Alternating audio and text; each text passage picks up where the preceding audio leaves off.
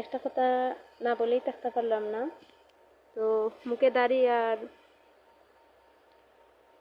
মাথায় টুপি থাকলেই সেটা জামাত, নিজের অধিকার চাইলেই সেটা জামাত।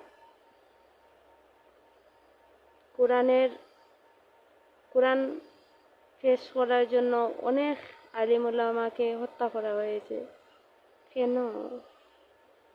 এটা কি ইসলাম কান্ট্রি নয়?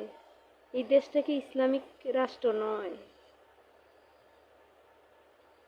কোরআনের পক্ষে, কোরআন কোরআনকে নিয়ে কোরআনের কথাগুলো বললেই সেটা হয়ে যায় জামাত।